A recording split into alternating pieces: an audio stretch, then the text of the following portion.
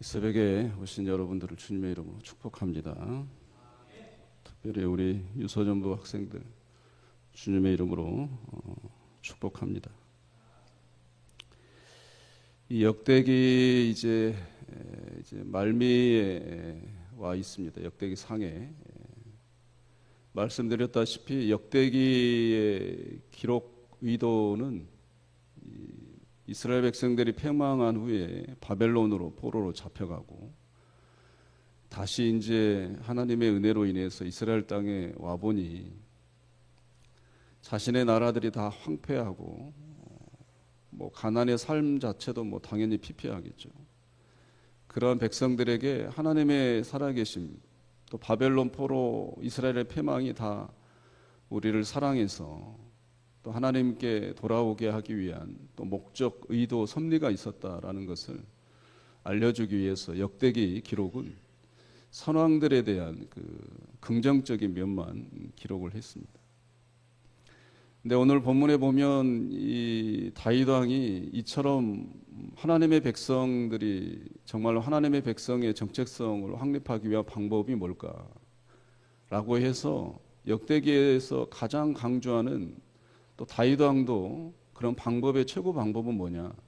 바로 성전 중심이다라는 것을 오늘 말미에 마침표에 대한 그 강조를 하고 있습니다.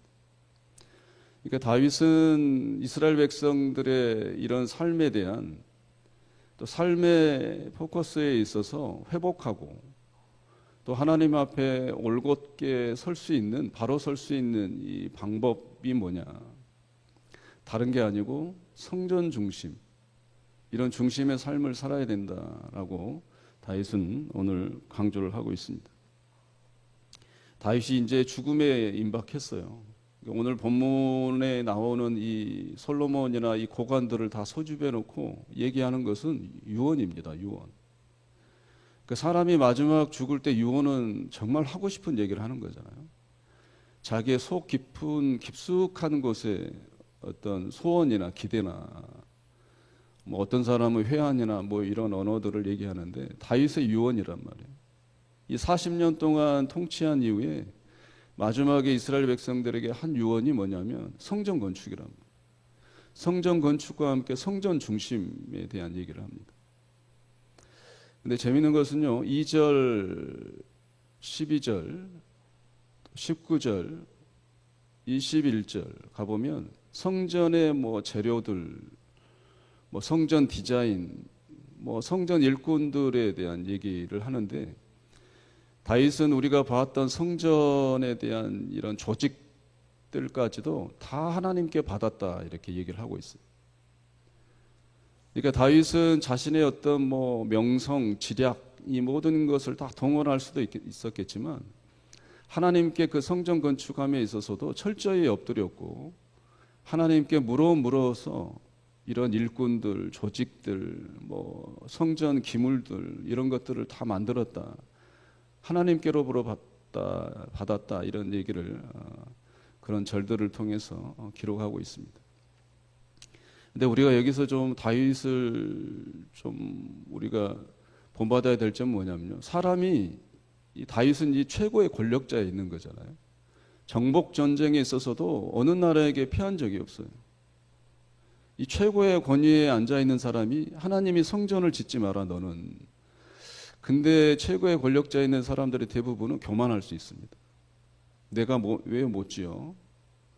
이렇게 해서 죄악에 이제 걸음을 내디딜 수가 있단 말이에요. 담글 수가 있단 말이에요. 근데 다윗은 철저히 최고의 이 권력자에 앉아 있었어도, 권자에 있었어도 교만하지 않습니다. 하나님의 말씀에 순종해서 성전을 짓지 않아요. 하나님의 영감을 받아서 성전을 짓도록 이 소스들만 이 다윗은 준비를 하는 거예요. 우리의 삶에 있어서도 평안할 때, 더더욱 기쁜 일이 있을 때, 우리가 슬플 때, 힘들 때 하나님을 더더욱 찾듯이 저도 마찬가지죠. 평안할 때는 좀 덜하지만 슬플 때, 힘들 때, 어려운 일을 당할 때 하나님께 더 무릎을 꿇게 되더라고요. 그런 것도 좋지만 사실 우리는 평안할 때, 또 기쁠 때, 속된 말로 잘 나갈 때 하나님 앞에 동일하게 무릎 꿇고 엎드리는 게 가장 좋습니다.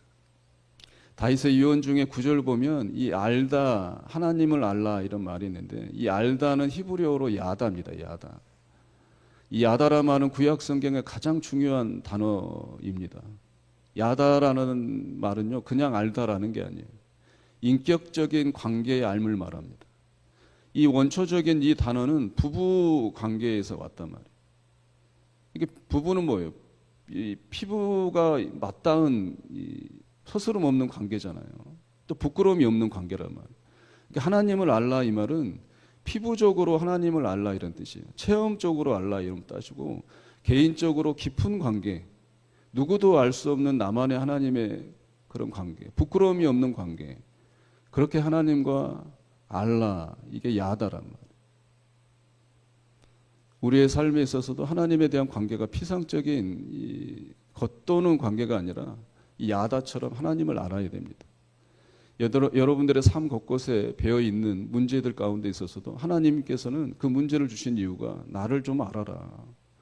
나를 좀 알아라. 나와 좀 가까이 하고 싶다. 너를 가까이 하고 싶다라는 하나님의 그런 속삭임의 또 방편일 수 있습니다. 여러분들의 그 모든 삶이 기쁘든 슬프든 모든 상황이 하나님께서 여러분들을 알고 싶어하는 그런 도구임을 깨닫고 그 가운데 하나님을 더 깊게 만날 수 있는 우리 모두가 되시기를 주의 이름으로 축원합니다. 이 말은 곧 앞에서 서론에 말씀드렸다시피 다윗은 성전 중심이 방법이라고 했잖아요. 하나님과의 관계 또 자신들의 백성의 삶의 회복이 성전 중심이다 그랬잖아요.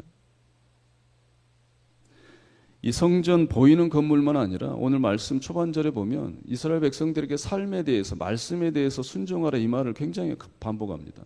그러니까 다윗은 철저히 알았어요.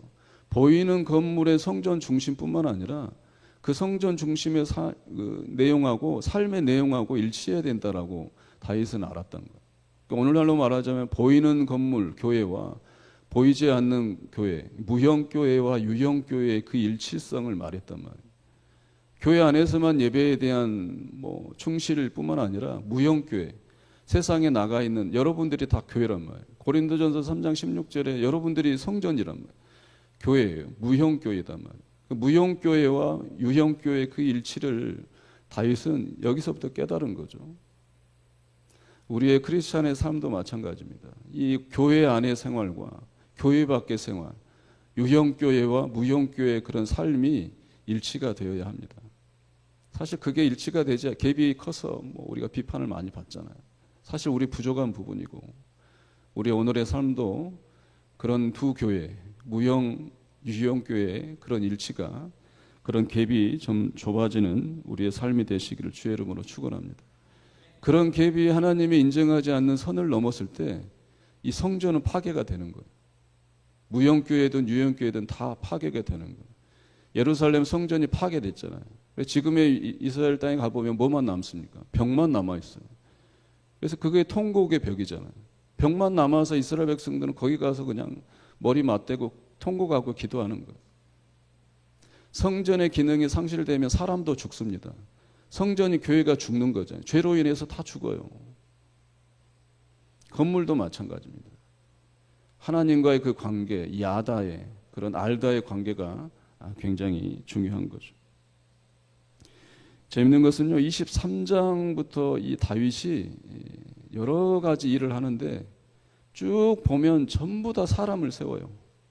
교회 성전의 조직에 대한 소스 재료들을 이렇게 준비를 하는데 가장 강조점은 매 장마다 사람들을 세운단 말이에요. 23장에 보면 제사장을 세우잖아요.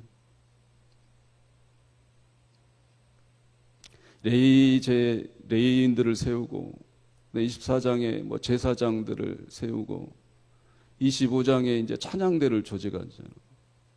그다음에 26장에는 성전직이 성전 곡간직이 이런 직위를 하죠. 27장 28장 가보면 뭐가 있습니까? 이 가문에 오늘 28장에 보면 이 최고의 우두머리들을 다 소집하잖아요. 사람 중심이에요. 사람 중심. 교회도 마찬가지입니다. 교회도 사람 중심. 하나님의 백성들을 위로하고 하나님의 백성들을 격려하고 하나님의 백성들의 그런 어려움을 우리가 서로 공감하고 그래서 같이 사람들이 모여서 하나님의 사람들이 모인 것이 바로 교회란 말이에요. 우리 봉산교회가 그런 세상의 사람들이 아닌 하나님의 사람들이 모이는 교회예요. 그래서 서로 이 다윗도 그러잖아요. 이스라엘 백성들을 나의 형제라 그러잖아요. 최고의 권력자가 왕이 내 백성, 내 종들 이렇게 부를 수도 있는데 오늘 본문에 보면 내 형제들아 그러잖아요. 우린 다 형제예요. 그런 형제 자매가 모인 곳이 교회란 말이에요. 그런 관계, 그런 위로, 그런 섬김, 그런 챙겨줌, 그런 하나님의 사람으로 인한 그런 교회, 아름다운 교회 되시기를 주의 이름으로 축원합니다. 마지막으로 말씀드릴 것은 다윗은 말씀드렸다시피 하나님께 성전 건축 너는 하지 마라. 너는 피를 많이 봤다. 그 손으로 내 집을 짓지 마라. 이런 말씀을 하셨단 말이에요. 중요한 것은요. 다윗은 그 기도에 대한 응답, 거절 응답에 자포자기하지 않았어요. 도리어 성전을 짓지 못하지만 성전 건축에 대한 일을 굉장히 했단 말이에요. 거의 뭐 다윗이 지었다 할 정도잖아요. 우리가 읽었듯이. 제가 드리고 싶은 말씀은 하나님이 기도에 대한 여러분들의 일에 대한 기도 제목을 거절할 때 여러분 자체를 거절하시는 뜻이 아니에요. 하나님이 여러분들의 어떤 이런 사람이 되고 싶습니다. 이런 꿈에 대한 기도를 했을 때 그 꿈을 거절당했을 때 하나님은 여러분들 자체를 거절하신 뜻이 아니란 말이에요. 여러분들 자체를 복이 되게 하기 위해서 여러분들 자체를 스스로 하나님의 그런 사람이 되기 위해서 그 일을 거절하신 것이지 여러분들 자체를 거절하신 분이 아니란 말이에요. 하나님의 기도의 거절의 응답이 있는지는 모르겠지만 아무튼 그런 기도가 느껴졌을 때 하나님의 침묵이 뭐 있는지 모르겠지만 그런 침묵에 대한 기도가 있는 것처럼 느껴질 때 여러분들 자체를 거절하신 게 아니란 말이에요. 이런 것을 기억하시기를 주의 이름으로 축원합니다. 우리들의 앞으로의 삶도 마찬가지. 어떤 일이 풀리지 않았을 때 하나님이 나 자체를 거절하신 게 아니에요. 거부하신 게 아니란 말이에요. 나 자체를 포기하신 분이 아니란 말이에요. 그 모든 것들도 다 나를 위한 것이니 하나님이 중심 또 성전 중심으로 사랑하는 우리 모두가 되시기를 주의 이름으로 축원합니다.